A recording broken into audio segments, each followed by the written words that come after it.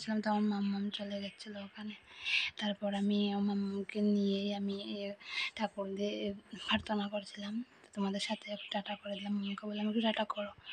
তারপর আমার ঠাকুর দেওয়া কমপ্লিট হয়ে গেলো, ঠাকুরের বাসন টাসন ধুয়ে তারপর কাপড় মেলতে চলে গেলাম।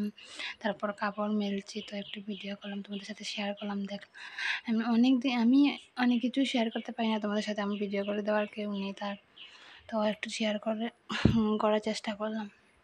তারপর চলে আসলাম কাপড় টাপড় মেলে, সিঁদুর পরলাম, সিঁদুর পরবো এখন। সিঁদুর পরে তো রান্নাঘরে চলে যাব। রান্না করতে আমার মাম্মামকে খাওয়ানোও হয়নি, তো মাম্মামকে খাইয়ে দিয়েছিল। অনেকটা লেট হয়ে গেছিলো আমার, ওর পাপাও দোকানে যাবে খেয়ে। তো আমি সিঁদুরটা পরে চট করে চলে আসলাম রান্নাঘরে। তারপর আর ভিডিও করতে পারিনি, রান্না করে তারপর তোমাদের সাথে ভিডিও শেয়ার করলাম। রান্না করে ওর পাপাকে খাইয়ে দোকানে পাঠিয়ে তারপর আমি ভিডিও করছি যে তোমরা কী রান্না করলাম, এটাই তোমাদের সাথে শেয়ার করছি। তো তোমরা আমাকে একটু মানে কীরকম হচ্ছে ভিডিও না হচ্ছে একটু আমাকে কমেন্ট করে বলো, আর কি একটু সাপোর্ট করো। আর এই যে আমি কী রান্না করছি তোমাদের সাথে শেয়ার করছি।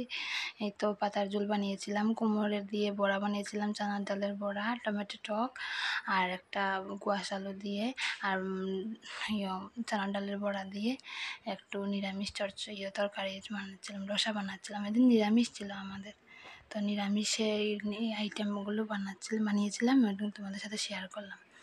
তো এটুকুই রান্না হয়েছিল আমাদের সকালের দুপুরের 2 টাইমে মিলে। তারপর তো বাসন টাসন দেখাচ্ছি, এগুলো সব মাজবো, অনেক কাজ আছে।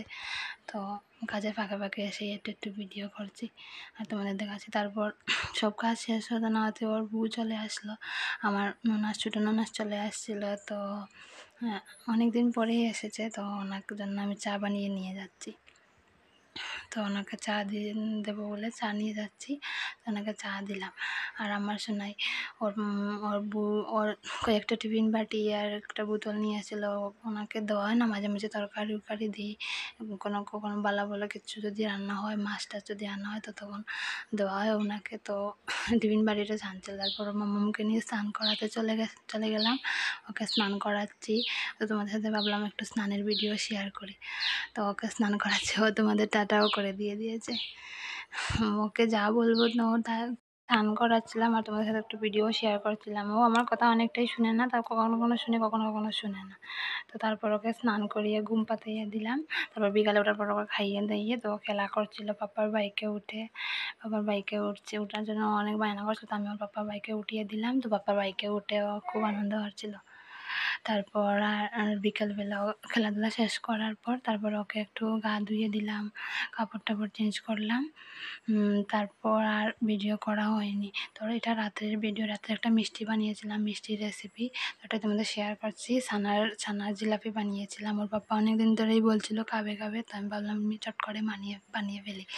তো কী করে শেপটা দিলাম এটাই তোমাদের দেখাচ্ছি।